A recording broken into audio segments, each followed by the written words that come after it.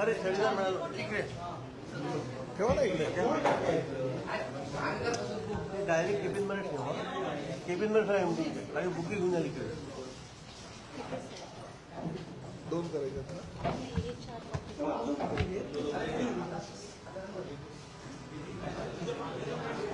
Pen ठेवा ना. Pen आहे माझ्या.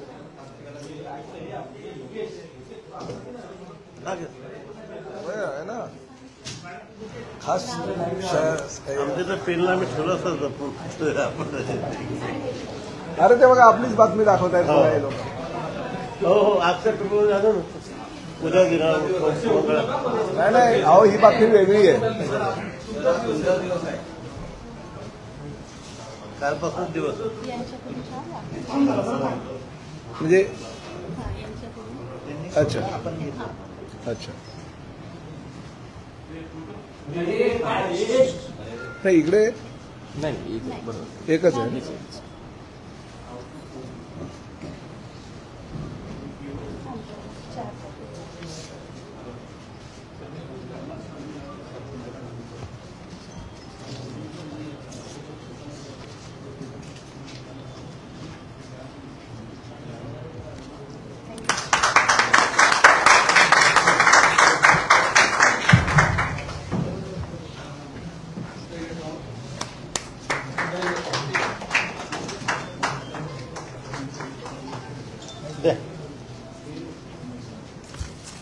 तर आपलं अभिनंदन आणि धन्यवाद.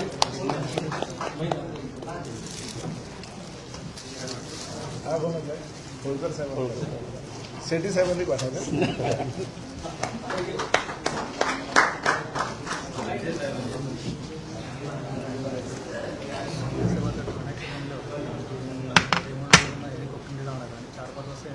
हा ते माहिती ठेव किती वाजता कुठल्या. साहेबांना मिठाई दे. हो मी घेतली मिठाई. हे घ्या बस. शुगरवाले तुम्हाला काय शुगर आम्हाला काय. बस आम्ही घेतलं खाली.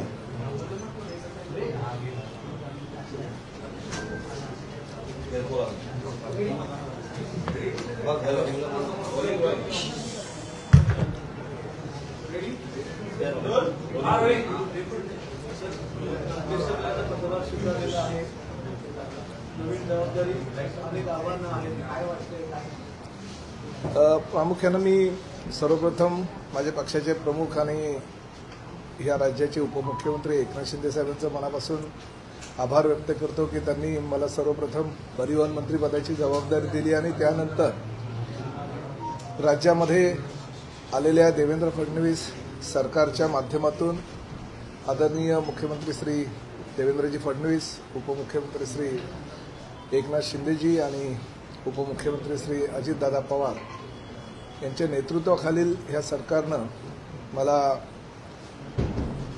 या एसटी महामंडळाचा अध्यक्ष म्हणून नियुक्त केलं. त्याबद्दल मी तिघांचे मनापासून आभार व्यक्त करतो. प्रामुख्यानं एसटी महामंडळाची जबाबदारी जरी परिवहन म्हणजे माझ्याकडे नसली तरी परिवहन खात्याचा मंत्री म्हणून सातत्यानं त्याकडे आम्ही लक्ष देत होतो. आणि शेवटी ही राज्याची रक्तवाहिनी आहे. तळागाळातल्या सर्वसामान्य जनतेपर्यंत पोचणारी एसटीची सेवा ही सर्वसामान्य जनतेची निगडीत होती आणि त्यामुळे ही जबाबदारी पेलवणं ही मी माझी फार मोठी परीक्षा समजतो आणि त्या माध्यमातून विविध प्रश्न जे आहेत ते प्रश्न सोडवण्यासाठी भविष्यामध्ये मी प्रयत्न करणार. माझे सहकारी आणि आयुक्त परिवहन त्याचबरोबर MD MSRTC म्हणजे एसटी महामंडळाचे ह्या दोन्ही सहकाऱ्यांसोबत बाकी सगळ्या अधिकाऱ्यांसोबत मला ही आता सेवा पुढे न्यायची आहे. प्रवास खडतर जरी असेल तरी त्या प्रवासाची दूरदृष्टी लक्षात घेता ह्या महाराष्ट्रातील 13 कोटी जनतेला ही सेवा कशी सर्वसामान्य जनतेला लवकरात लवकर चांगली देऊ शकू यासाठी प्रामाणिक प्रयत्न करेल. ही वस्तुस्थिती आहे की एसटी महामंडळाची आजची परिस्थिती जशी हवी आहे तशी नाही आहे. परंतु काही अनुभव माझ्याकडे असल्याकारणानं पुढील 1.5 ते 2 वर्षाच्या कार्यकाळामध्ये निश्चितपणे या एसटी महामंडळाला एक वैभव प्राप्त करून देण्याची जबाबदारी आजपासून मी घेतोय. आज पदभार स्वीकारत असताना आणि काल नियुक्ती झाल्याच्या दरम्यान एसटी महामंडळाच्या माध्यमातून जो आमचा 87,000 कर्मचारी आहेत त्यांच्या पगाराचा प्रश्न फार मोठ्या प्रमाणात काल आपले चॅनल आणि सगळ्या वृत्तपत्रांच्या माध्यमातून सर्वसामान्य जनतेपर्यंत पोहोचला होता. आणि ही वस्तुस्थिती आहे की 928 कोटी रुपयाची मागणी आम्ही अर्थ खात्याकडे केलेले असताना फक्त 272 कोटी जर आम्हाला मिळत असतील तर ते एसटी कामगारांचा पगार सुद्धा आम्ही योग्य प्रकारे करू शकत नाही. परंतु आजपर्यंत काही गोष्टी घडल्या होत्या, परंतु मी माझ्या अधिकाऱ्यांना स्पष्ट सूचना केल्या की एसटी कामगारांचे जे पगार आहे ते वेळेत म्हणजे 7 तारखेपूर्वी झाले पाहिजे आणि तशा प्रकारे आपण वित्त खात्याच्या सर्व संबंधित अधिकाऱ्यांशी चर्चा करून कुठल्याही परिस्थितीमध्ये आपल्या खात्यामध्ये त्यांच्या पगाराचे भविष्य निर्वाह निधीचे आणि बँकेचे जे पैसे द्यायचे ते येणं गरजेचं आहे. 30 ते 50 हजाराचा पगार ह्या साधारण आमच्या कर्मचाऱ्यांना असतो आणि त्यातून सर्वसामान्य जो आमचा एसटी कामगार आहे तो घरातील आपलं कुटुंब चालवत असतो. आई वडिलांचा आजारपणाचा खर्च, वृद्धापकाळामुळे काही अडचणींवर मात करून त्यांना पुढे न्यायचं असतं, मुलांचा शिक्षणाचा खर्च आणि त्याचबरोबर कुटुंब चालवायचं असतं आणि त्याच तुटपुंज्या पगारातून ते आपलं कुटुंब चालवत असताना त्यांना जर वेळेवर पगार मिळाला नाही किंवा अपुरा पगार मिळाला नाही तर ही महाराष्ट्राची वास्तविकता काल एसटी कामगारांच्या ह्या 56% दिलेल्या पगारामुळे उघडकीस आली. त्यानंतर ताबडतोब मी राज्याचे उपमुख्यमंत्री एकनाथ शिंदे साहेबांशी आणि सर्व संबंधित लोकांशी बोललो आणि एकनाथ शिंदे साहेबांनी वित्त खात्याच्या प्रधान सचिवांशी चर्चा करून हा पगार मंगळवारपर्यंत देण्याचं त्यांनी कबूल केलं. परंतु शेवटी हा ह्या महिन्याचा निर्णय झालेला आहे. सातत्याने जर असे प्रश्न निर्माण होतील तर तेही योग्य नाही. त्यामुळे ह्या बाबतीतला निर्णय लवकरात लवकर होणं गरजेचं आहे की पगार जसा शासकीय कर्मचाऱ्यांना वेळेवर दिला जातो तशाच पद्धतीने एसटी कर्मचाऱ्यांना सुद्धा वेळेवर पगार दिला पाहिजे आणि ती वित्त खात्याची जबाबदारी आहे. आम्ही काही वित्त खात्याकडे भीक मागत नाही, आम्ही आमचा अधिकार मागतो आणि तो अधिकार जर वेळेत पोहोचत नसेल तर ते अयोग्य आहे. ह्यापूर्वी सुद्धा मी वित्त खात्याच्या अधिकाऱ्यांशी बोललो होतो की आमची जी मागणी आहे ती मागणी काही आम्ही अवास्तव मागणी करत नाही, वाढीव मागणी काही करत नाही, जे स्वतःचं आमचं आहे तेच आम्हाला द्या अशी आम्ही मागणी करत असताना ती जर वेळेवर पोहोचत नसेल तर शोकांतिका. आणि त्यात प्रामुख्याने अतिशय महत्त्वाची गोष्ट मला या ठिकाणी सांगायची आहे की आमच्या डिपार्टमेंटकडनं गेलेली फाईल वित्त खात्याच्या अधिकाऱ्यांकडनं परस्पर आमच्या डिपार्टमेंटकडे पाठवली जाते, वित्त खात्याच्या मंत्र्यांकडे सुद्धा पाठवली जात नाही. ही शोकांतिका आहे, तसं होता कामा नये. कारण शेवटी अजितदादा पवारांनी मी मंत्री झाल्यानंतर ताबडतोब मला एकदा बोलवलं, मला वेळ दिली, मला सांगितलं की एसटी महामंडळ आपल्याला चांगल्या प्रकारे चालवायचं असेल आणि एसटी महामंडळाच्या माध्यमातून सर्वसामान्य जनतेला जर चांगली सुविधा द्यायची असेल तर काय हवं आहे. आणि पहिलं सर्वप्रथम मी सांगितलं की ह्या जुन्या 12,400 बसेस आहेत त्यांची अवस्था अतिशय वाईट आहे, त्या सगळ्या कोलॅप्स झालेल्या आहेत, कधी त्या स्क्रॅप कराव्या लागतील. अशा वेळेस आपल्याला नवीन बसेस घेणं गरजेचं आहे. तेही फक्त 2-5 हजार घेऊन चालणार नाही, आपल्याला तब्बल 25,000 बसेस ह्या 5 वर्ष घ्यावे लागणार आहेत. आणि त्यानुसार त्यांनी ती माझी मागणी मान्य केली. दर वर्षाला 5,000 याप्रमाणे 5 वर्षामध्ये 5-5 हजार बसेस अशा पद्धतीनं त्यांनी 25,000 बसेस आम्हाला देण्याचं मान्य केलं आणि त्या पद्धतीनं त्यांनी बजेटमध्ये सुद्धा सुधारणा करण्याचे आदेश संबंधित वित्त विभागाला दिले. आणि त्यामुळे आम्ही तयारी करतोय. पुढल्या वर्षापासून आम्ही तयारी किती आमच्या एसी बसेस लागतील, किती नॉन एसी बसेस लागतील आणि किंबहुना 200 बसेस तर आम्ही ओलवोच सुद्धा घेण्याचं ठरवलं, जेणेकरून चांगल्या प्रकारचे कर्नाटक पॅटर्नचे स्लीपर कोच सुद्धा आम्ही सर्वसामान्य जनतेला जे लॉंग रूटचे लोक आहेत त्यांना देण्याचा प्रयत्न करतोय. आणि असं असताना आमचे जे एसटीचे कर्मचारी आहेत त्यांना मात्र पगार वेळेवर मिळाला पाहिजे. मी आज ह्याच दिवशी घोषणा करतो की कुठल्याही परिस्थितीमध्ये आमच्या एसटी कर्मचाऱ्यांचे पगार हे 7 तारखेपर्यंत मिळालेच पाहिजे. आणि त्यासाठी सर्व प्रोटोकॉल सोडून परिवहन मंत्री ह्या नात्यानं मी वित्त विभागाच्या अधिकाऱ्यांकडे दर महिन्याच्या 5 तारखेला स्वतः जाऊन बसणार आहे, जेणेकरून त्यांना जाणीव होईल की मंत्र्यांना सुद्धा आपल्या कार्यालयामध्ये यावं लागतं. जे उद्या पैसे द्यायचे ते आपण आजच ह्या कामगारांचे द्यायला पाहिजे, कारण शेवटी त्या कामगारांच्या पगारावर पूर्ण महिन्याचा त्यांचा जो आराखडा असतो कुटुंबाचा तो ठरवला जात असतो. त्यामुळे आजच दुपारी 2 ते 3च्या दरम्यान मी मंत्रालयामध्ये वित्त खात्याच्या अधिकाऱ्यांकडे जाणार आहे, त्यांच्याशी चर्चा करणार आहे आणि त्यांना 5 तारखेपर्यंत पगार आमच्या डिपार्टमेंटकडे पोहोचला पाहिजे ह्यापूर्वी काही चुका होत होत्या, त्यासुद्धा मी एसटी चे आमचे सर्व संबंधित अधिकारी आहेत त्यांना स्पष्टपणे सांगितलं.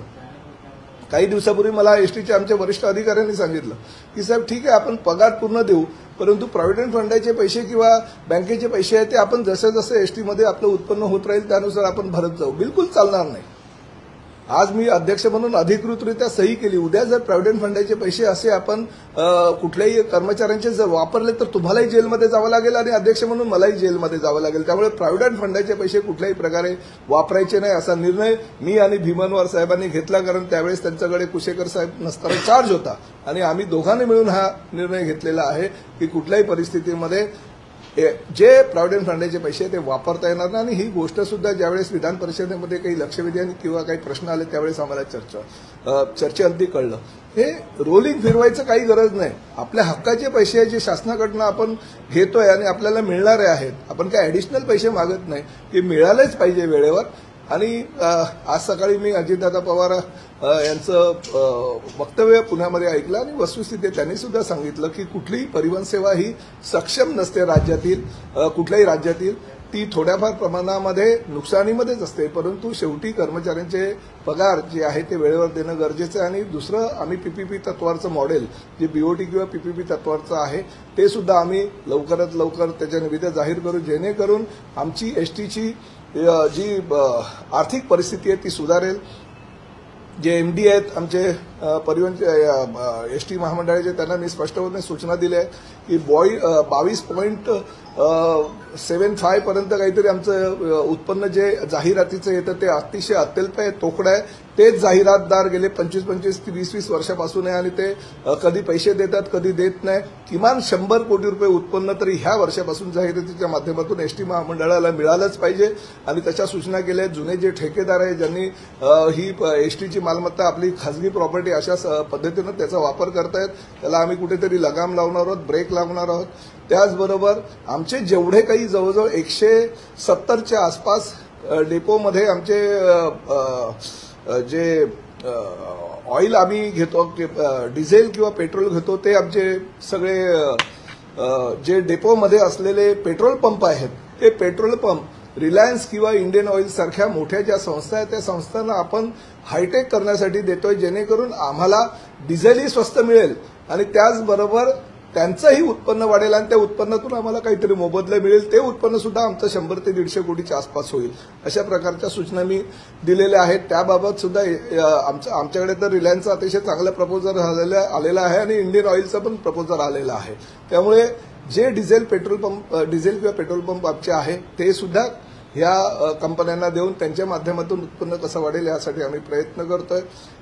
दुसऱ्या अनेक योजना आहेत ज्या आता तुम्ही मग अशी सांगितलं, अजितदादांनी सुद्धा सांगितलं पुण्याला की पीपीपी तत्वावर आमचे जे 860 साधारण डेपो आहेत त्यामध्ये काही डेपो हे पीपीपी तत्वावर आम्ही करतोय आणि त्यापैकी शहरी भाग एक, तालुका भाग एक आणि ग्रामीण भागात एक असं पॅकेज निर्माण करून आम्ही त्या पॅकेजच्या माध्यमातून त्या निविदा जाहीर करणार आहोत, जेणेकरून आमच्या ग्रामीण भागातला डेपो सुद्धा डेव्हलप होईल, तालुका पातळीवरचा डेपो सुद्धा डेव्हलप होईल आणि त्याचबरोबर शहरी भागातला डेपो डेव्हलप होताना उत्पन्न स्त्रोत निर्माण होईल.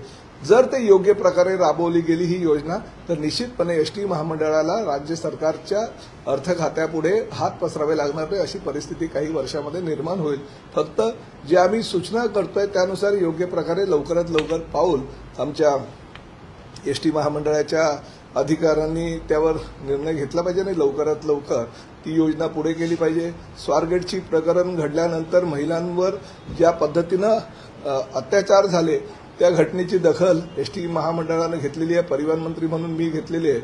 ज्यांनी काही चुका केल्या त्यांच्यावर कारवाई तर केलेलीच आहे, परंतु शेवटी भविष्यामध्ये अशा चुका परत होता कामा नये यासाठी सुद्धा प्रत्येक बसमध्ये, कालच मी एमडीना सांगितलंय की ज्या आपण नवीन बसेस सुद्धा घेतोय त्या प्रत्येक बसेसमध्ये पॅनिक बटन, सीसीटीव्ही कॅमेरा आणि जीपीएसची यंत्रणा असणं गरजेचं आहे.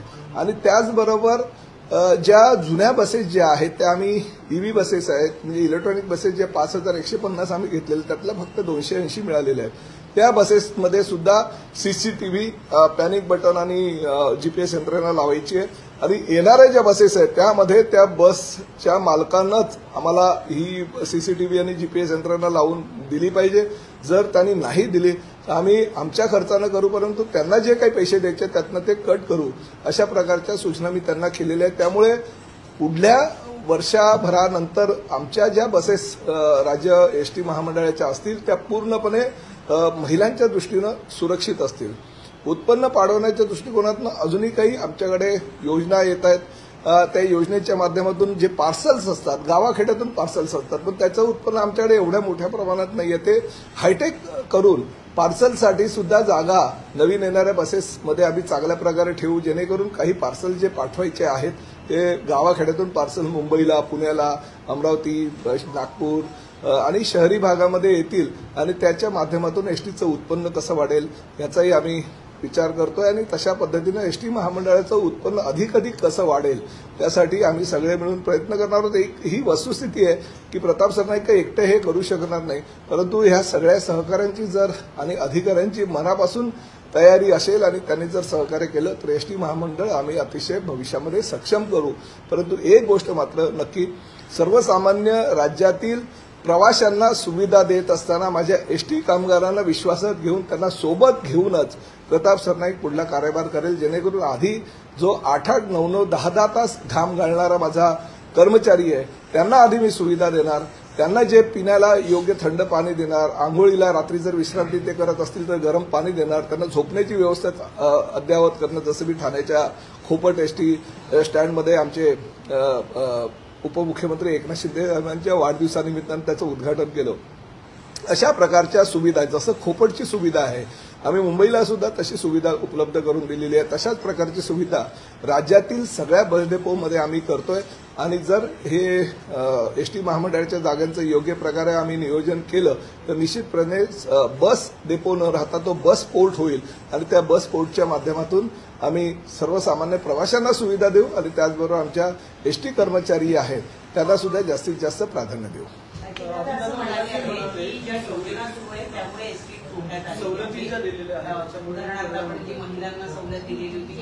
नाही असं बिलकुल नाही. मुख्यमंत्री पदावर असताना आमच्या पक्षाचे प्रमुख म्हणून एकनाथ शिंदे साहेबांनी ज्या सवलती दिलेल्या आहेत, ज्या काही योजना सुरू केलेल्या आहेत, किंचितही त्यात घट होणार नाही. सगळ्या सवलती पूर्वीप्रमाणेच कायम राहतील, किंबहुना त्याच्यामध्ये वाढ होईल पण कमी होणार नाही.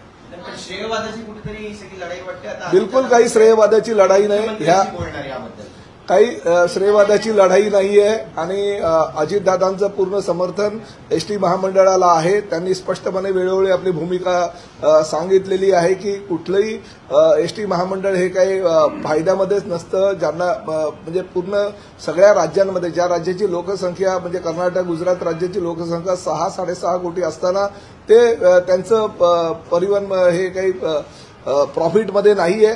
परंतु आमचं एसटी महामंडळ निदान प्रॉफिटमध्ये नाही, परंतु आमच्या वारंवार छोट्या छोट्या गोष्टींकडे राज्य सरकारकडे आम्हाला हात पसरावे लागू नये यासाठी प्रताप सरनाईक ती भूमिका घेतील. त्या भूमिकेशी अजितदादांनी सहमती दर्शवलेली आहे.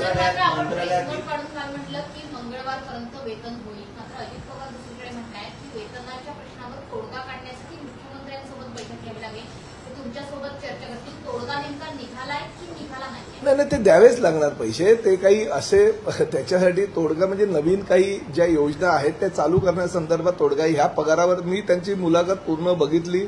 अजितदादा जेव्हा मुलाखती देत असतात तेव्हा ते नरोवा कुंजरावाची भूमिका घेत नाही, ते परखडपणे आपली भूमिका जी आहे ती मांडत असतात.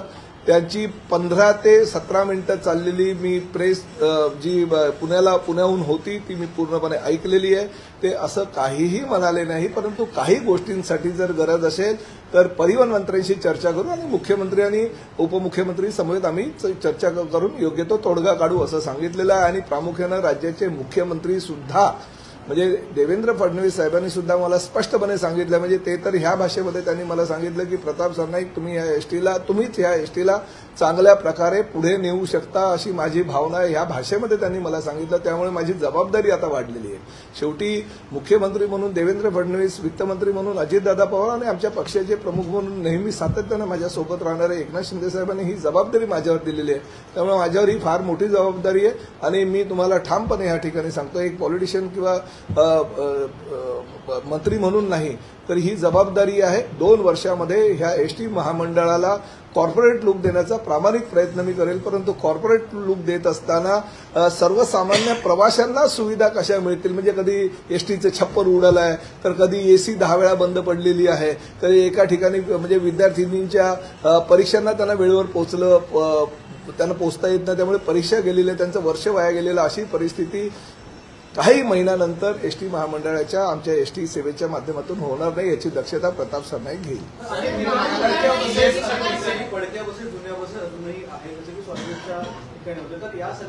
आम्ही स्क्रॅबेजची पॉलिसी केलेली आहे आणि मुख्यमंत्र्यांनी 100 दिवसाच्या कार्यक्रमामध्ये सुद्धा ती दिली होती आणि तशा प्रकारची आम्ही निविदा काढतोय. आमच्या नाही म्हटलं तरी जवळजवळ 2 ते 2,500 बसेस आजच्या तारखेला ह्या स्क्रॅपमध्ये आम्ही काढणार आहोत. ह्या नवीन बसेस काय झालंय की फक्त इलेक्ट्रिक बसेस ज्या आहेत त्या आम्हाला 25 पर्यंत पूर्ण 5,000 मिळतील अशी अपेक्षा होती, परंतु त्या 5,115 पैकी फक्त 280 बसेस आमच्याकडे आल्या कारणानं आमची पुढली जी योजना आहे ती रखडलेली आहे. आता आम्ही 3,000 बसेसच्या निविदा काढलेल्या आहेत, परंतु 3,000 बसेसच्या निविदा एकदम काय 3,000 बसेस येत नाही, प्रत्येक महिन्याला 250 ते 300 येतील. त्यामुळे ह्या 3,000 बसेसच्या निविदा झाल्या की पुढल्या लगेच 5,000 बसेसच्या निविदा आम्ही काढणार आहोत, जेणेकरून महिन्यामध्ये किमान 300 ते 400 बसेस आम्हाला मिळतील. आणि जुन्या ज्या बसेस आहेत ज्या आम्हाला स्क्रॅपमध्ये टाकायच्या, ज्या आम्ही नाईलाजानं रस्त्यावर उतरवतोय लोकांना सेवा देण्यासाठी, ज्या सातत्यानं बंद पडतात, किती त्यांना त्यांच्यावर खर्च केला तरी त्या पूर्ण होऊ शकत नाही, अशा सगळ्याच्या सगळ्या बसेस आम्ही स्क्रॅपमध्ये टाकणार आहोत. आणि दर वर्षाला 5,000, ह्या वर्षीचे तर 5,000 आता पूर्ण होतील, कारण 2,000 ऑलरेडी आधी 2,600 आहेत आणि ह्या 3,000चं टेंडर काढलेलं आहे. परत पुढल्या 4 वर्षामध्ये 5,000 बसेस कशा वेळेवर येतील आणि किमान 300 ते 400 बसेस महिन्याला आम्हाला कशा मिळतील यासाठी आम्ही पाठपुरावा करतोय. परंतु मी तुम्हाला सांगतो, पुढल्या 2 ते 2.5 वर्षामध्ये एसटी महामंडळामध्ये काहीतरी वेगळं झालेलं चित्र तुम्हाला दिसेल. पण दैनंदिन प्रवासी संख्या जी आहे एसटीची ती सध्या 3 लाखाने कमी झालेली आहे. नाही, बिलकुल नाही. काय होतं की सगळ्या जे काही सुट्ट्या आणि याच्या म्हणजे काही पिरियड्स असतात एसटीच्या सुद्धा, दर महिन्याला प्रवासी संख्या ही फिक्स नसते, कधी कमी होत असते तर कधी जास्त होत असते, परंतु एव्हरेज मात्र वर्षाचा जो आपण बघतो तो एव्हरेज सारखा येतो, बरोबर ना. त्यामुळे काही वेळा कमी काही वेळा जास्त हे होत असतं, कारण प्रवाशांची ने-आण करणारी जी बस आहे ती सातत्यानं पूर्णच भरून जाईल प्रत्येक दिवशी असं काही नसतं, परंतु एव्हरेज मात्र जो आम्हाला पूर्वी मिळायचा तोच आजही मिळतोय. किंबहुना एकनाथ शिंदे साहेबांनी महिलांना 50% सवलत दिल्यानंतर आणि 75 वर्षावरील ज्येष्ठ नागरिकांना सवलत दिल्यानंतर प्रवासी संख्या आमची वाढलेली आहे. उत्पन्न सुद्धा 16% वाढले आणि उत्पन्न सुद्धा वाढलंय. फक्त एवढंच आहे की उत्पन्न जे राज्य शासनाकडनं आम्हाला येणं असतं ते वेळेवर मिळत नाही, म्हणून ही परिस्थिती झाली.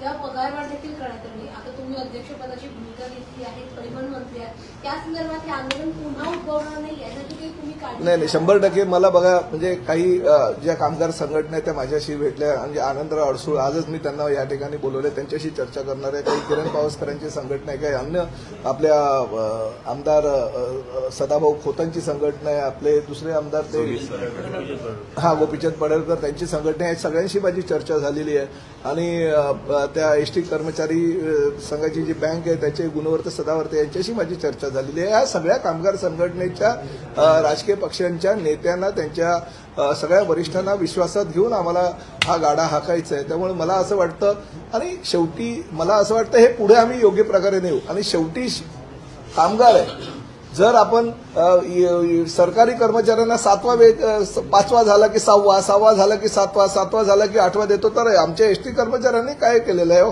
त्यांना सुद्धा त्यांचा जो हक्क आहे तो मिळालाच पाहिजे ना. त्यांनी जर अशी मागणी केली तर काय चुकीचं असं मी समजत नाही. परिवहन मंत्री असल्याची अध्यक्षपदाची परंपरा आहे, परिवहन मंत्रीच अध्यक्ष असतात. असं काय झालं की मध्ये संजय शेट्टी आले आणि नंतर नाही बघा, वस्तुस्थिती अशी आहे की जेव्हा मुख्यमंत्री म्हणून एकनाथ शिंदे साहेब होते त्यावेळेस भरत शेठ गोगावले यांना आणि त्याचबरोबर म्हणजे हे यांना ह्याचं अध्यक्षपद दिलं गेलं त्या लोकसभेच्या निवडणुकीच्या दरम्यान. आणि जेव्हा परिवहन मंत्री म्हणून दिवाकर रावते होते तेव्हा मर्ज केलं गेलं की परिवहन मंत्रीच हा अध्यक्ष राहील. त्यानंतर आलेले अनिल परब आणि त्यानंतर असलेली जबाबदारी एकनाथ शिंदे साहेबांकडे परिवहनचं हे अध्यक्षपद एसटीचं अध्यक्षपद होतं. परंतु भरत शेठ गोगावले यांच्यासाठी ते अध्यक्षपद काढून स्वतंत्र महामंडळ त्यांना देण्यात आलं. परिवहन मंत्री म्हणून जबाबदारी एकनाथ शिंदे साहेबांकडे होती तर अध्यक्ष म्हणून भरत शेठ गोगावले यांच्याकडे होती. नवीन सरकार आल्यानंतर ते अध्यक्षपद हे वेगळंच होतं. शेवटी महायुती आहे, महायुतीच्या माध्यमातून महामंडळाचं वाटप करत असताना भविष्यामध्ये परत महामंडळाचं वाटप करत असताना इतर परत असं परिस्थिती कायदेशीर प्रक्रिया उद्भवू नये म्हणून तात्पुरत्या स्वरूपात म्हणजे त्यामध्ये उल्लेख होता की तात्पुरत्या स्वरूपामध्ये संजय सेठी साहेबांकडे ती जबाबदारी देण्यात आली होती.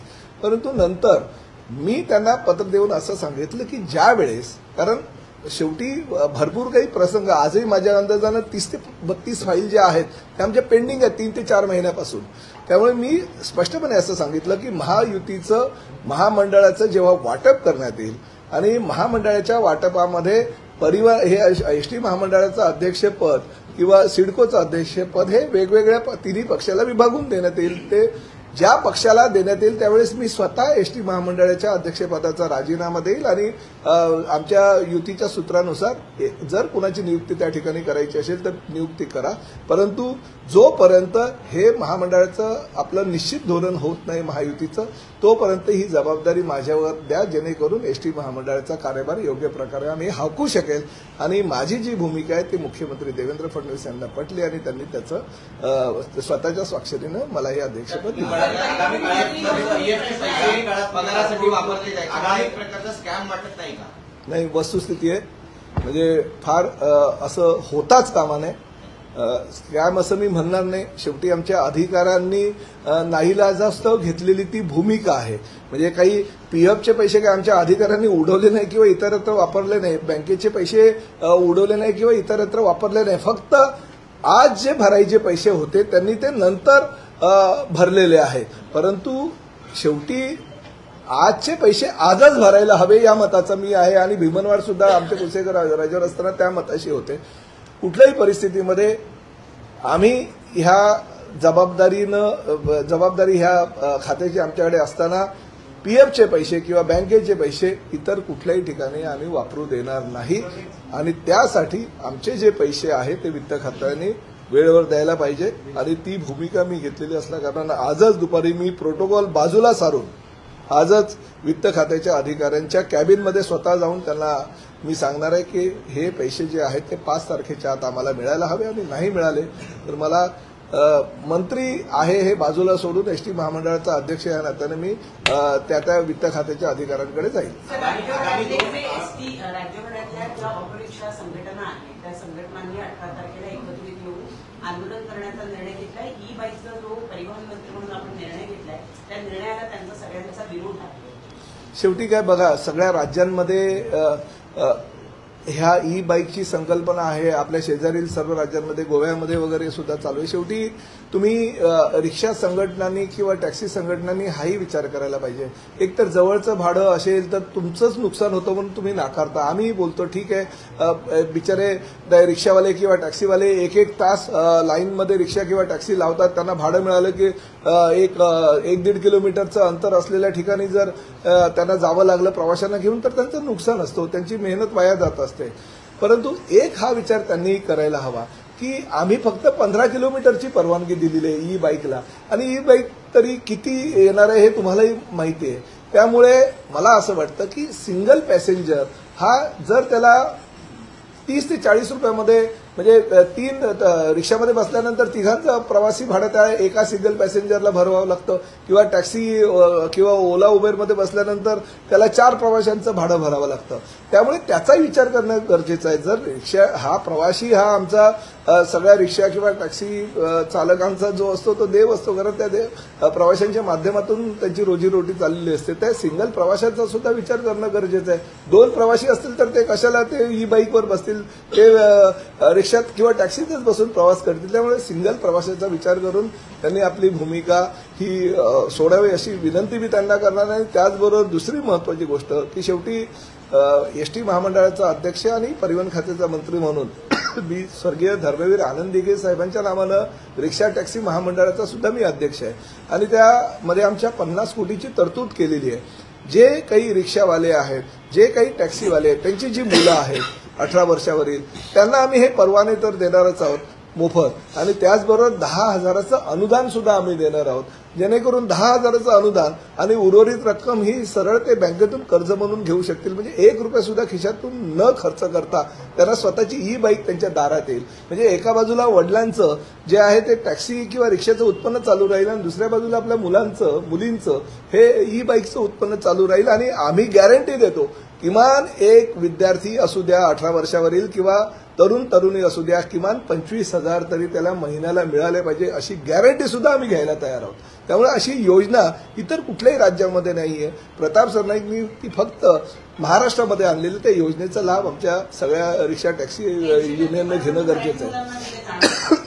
जी मनसेची मागणी आहे की यातले 80% परवाने मराठी मुलांना दिले जावे. माझं तर म्हणणं 100% आम्ही द्यायला तयार आहोत, पण मराठी मुलांनी सुद्धा पुढे येणं, मुलींनी सुद्धा पुढे येणं गरजेचं आहे.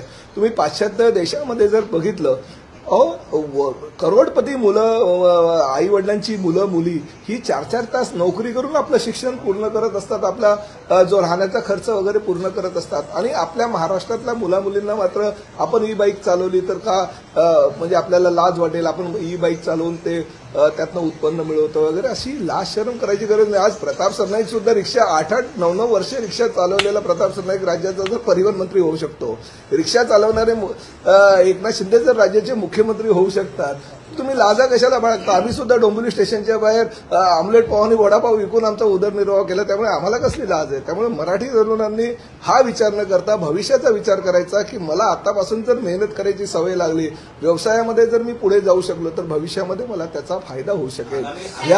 ह्या भावनेनं त्यांनी ह्या ई बाईक टॅक्सीमध्ये स्वतःचं नाव नोंदवावं असं मी बोलतो. आगामी 2 वर्षात तुम्ही कार्पोरेट लीग देण्याचा मानस व्यक्त करताय. आगामी 2 वर्षात तरुणांना आवाहन करता आहात संघटनेच्या माध्यमातून, ठाण्यामधून प्रायव्हेट तत्वावरती हा उपक्रम सुरू होणार का? नाही, पूर्ण महाराष्ट्रातून होणार. ठाणं जरी माझं शहर आहे असं म्हणून नव्हे, तर पूर्ण महाराष्ट्रातल्या तरुणींनी एकत्रितपणे येऊन करावं. आणि मी अजूनही पुढे जाऊन सांगतो, 50 तरुणींनी एकत्र येऊन एखाद्या कॉलेजच्या 18 वर्षे पूर्ण झालेल्या तरुणींनी ग्रुप बनवावा, आणि त्या ग्रुपच्या माध्यमातून आमच्याकडे मागणी केली तरी त्या ग्रुपला आम्ही परवानगी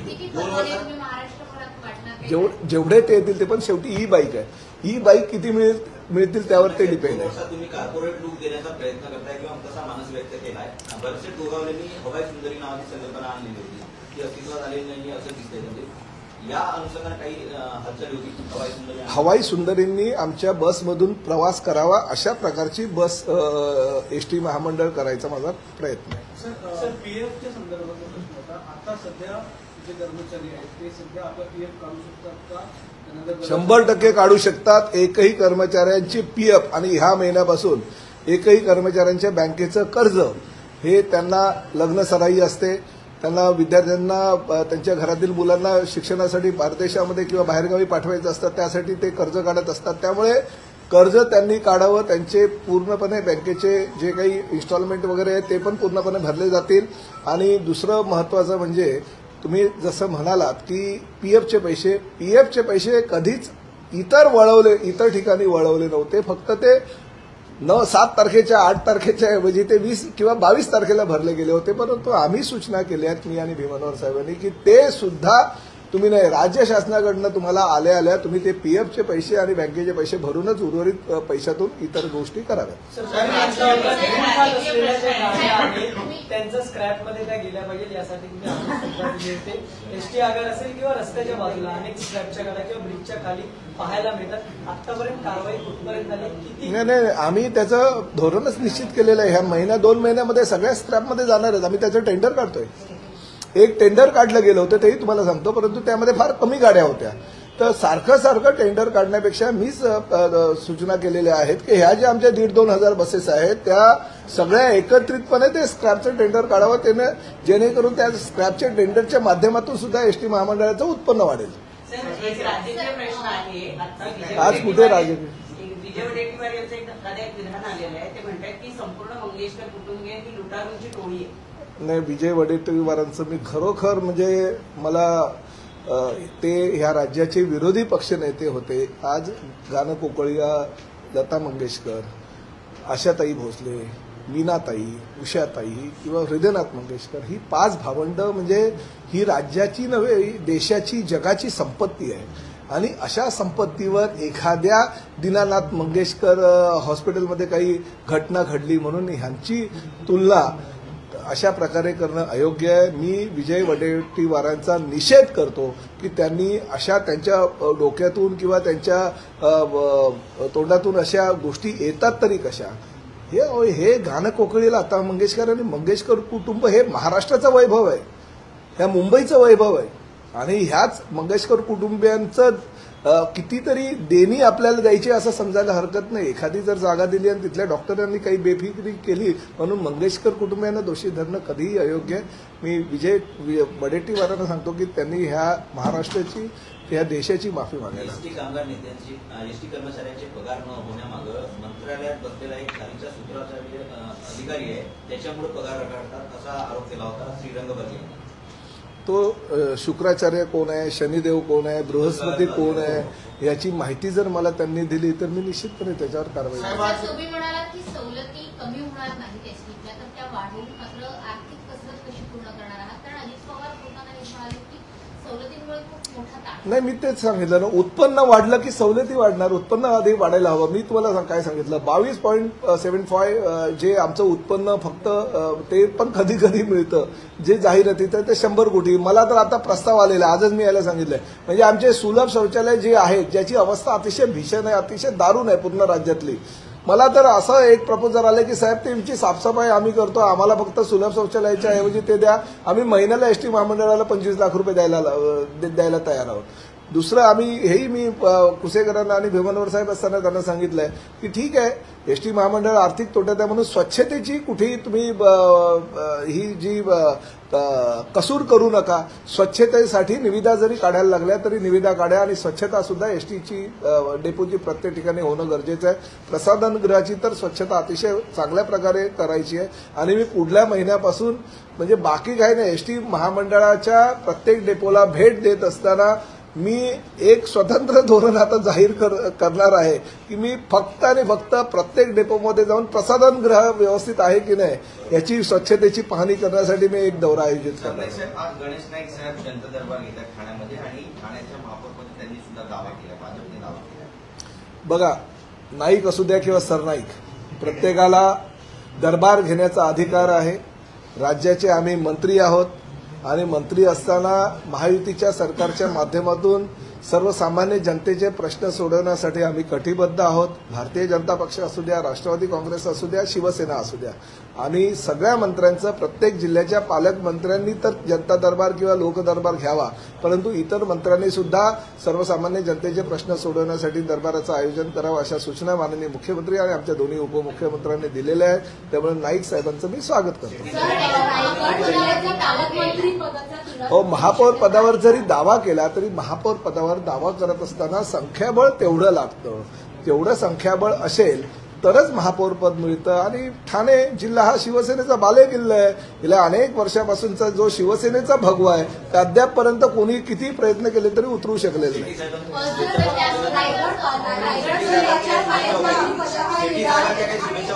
तुम्हाला सांगू का, म्हणजे तुमचा काहीतरी गैरसमज झालाय. आमचे जे सचिव आहेत ना, प्रिन्सिपल सेक्रेटरी, ते माझे जवळजवळ 20 वर्षापासूनचे मित्र आहेत. ते ठाणे महापालिकेमध्ये कमिशनर होते तेव्हापासून ते इकडे आहेत. ही जबाबदारी ही त्यांच्या म्हणजे त्यांना सुद्धा ते सुद्धा कन्फ्यूज झाले होते. त्यामुळे त्यांच्या नेहमी सातत्यानं रोजच मला शुभेच्छा असतात. या गोष्टीसाठी नाही, नेहमीच शुभेच्छा असतात प्रत्येक गोष्टीसाठी. रायगडच्या पालकमंत्री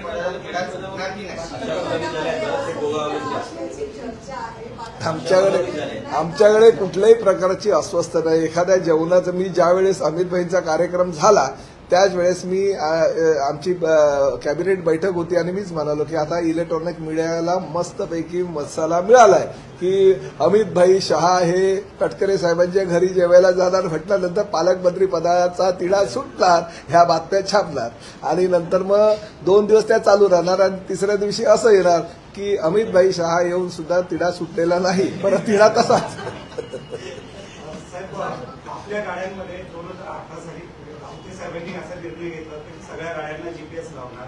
रोज मार्टा नावाच्या कंपनीला कंत्राट दिलं होतं. 5 वर्षात सगळ्या गाड्या लोकेट होतील, प्रवाशांना कळेल गाडी कुठे आली आहे, त्यांना मेसेज जाईल, सगळं होईल, असं हे झालं होतं. आता ती गाडी कुठे, ते लोकेशन कधी कळणार आणि त्या कंत्राटाचं पुढे काय झालं आणि तुमच्या काळात होणार आहे का? नाही, माझ्या अंदाजानं ते कंत्राट चालू आहे आणि जे तुम्ही म्हणतात त्यामध्ये काही तक्रारी मला सुद्धा आलेल्या आहेत. ही वस्तुस्थिती आहे, पण पूर्णपणे नाही. म्हणजे 12,400 जे आमच्या बसेस आहेत त्यापैकी बहुतांश गाड्यांना लावलेल्या आहे, काही गाड्या बाकी आहे. ही वस्तुस्थिती नाकारता येत नाही. मी आमच्या भीमनवार साहेबांना सांगितलं होतं की पूर्णपणे जे कंत्राट त्यांना मिळालेलं आहे त्या कंत्राटाची पूर्ण पूर्तता त्यांनी केली पाहिजे आणि जर केली नसेल तर त्यांच्यावर कायदेशीर कारवाई आम्ही करण्याची आमची तयारी आहे. एसटी महामंडळच नाही तर राज्यातल्या बहुतेक सगळ्या जिथे जिथे कॉन्ट्रॅक्ट मिळाले त्यांना गाड्या पुरवलेल्या नाहीत. त्याच्याबद्दल परिवहन मंत्री म्हणून किंवा राज्यातल्या पब्लिक ट्रान्सपोर्टचा इश्यू म्हणून तुम्ही काय करणार? कुठली कंपनी? एसटी महामंडळाला तर नाही, ते आपण त्यांना नोटीस पाठवली ना, नोटीस दिलेली आहे त्यांना, नोटीस दिलेली आहे. आणि दुसरंही आम्ही सांगितलं की ज्या पहिल्या दुसऱ्या, कालच माझं एमडीशी बोलणं झालं, ज्या बसेस आता ह्यानंतर येतील त्याच्यामध्ये जीपीएस यंत्रणा आणि सीसीटीव्ही कॅमेरा लावूनच त्यांनी आमच्याकडे पाठवायला. प्रश्न हा नाहीये, प्रश्न हा आहे की प्रवाशांना ती गाडी हे कधी करता येणार? तुम्ही गाड्यांमध्ये लोकांना काही उपयोग नसतो. बाकीच्या महामंडळांमध्ये अशाही प्रकारची सुविधा आहे. इव्हन सिटी फ्लो किंवा यांच्याकडे ती सुविधा आहे की ते पॅसेंजर ट्रॅक करू शकतात. जर यंत्रणा आहे, सगळं आहे, तर मग प्रवाशांच्या हाती हे का नाही? कारण रोज मार्टाच्या कॉन्ट्रॅक्टमध्ये अशा प्रकारची तरतूद होती की एक पॅसेंजरचं एक ऍप्लिकेशन असेल ज्याच्यातून ते ट्रॅक करू शकते आणि अशा प्रकारचं ऍप बनवलं सुद्धा होतं, ते लोकांना पुरवण्यात आलेलं नाही. आहे सर, त्याच्यामध्ये सध्या 12,000 पैकी 8,000 चालू आहेत आपली यंत्र. बाकीचे आपण रिपेअर करून त्यांच्याकडनं नवीन काही टाकायचे असेल ते टाकून घेणार आहोत. त्यानंतर बोलावी सर आपण. नाही, बरं ठीक आहे. तुमची जी तक्रार आहे की तुमचं म्हणणं आहे ते रास्त आहे. लवकरात लवकर त्याच्यावर कारवाई केली जाईल आणि एवढ्या वर्षानंतर जर कंत्राट त्यांना मिळाल्यानंतर त्यांनी जर योग्य प्रकारे त्या कंत्राटाचं पालन केलं नसेल तर रोज मार्टा असू दे नाही तर कोणी असू दे, प्रताप सरनाईकच्या कार्यकाळामध्ये कोणालाही आम्ही सोडणार नाही. ओके.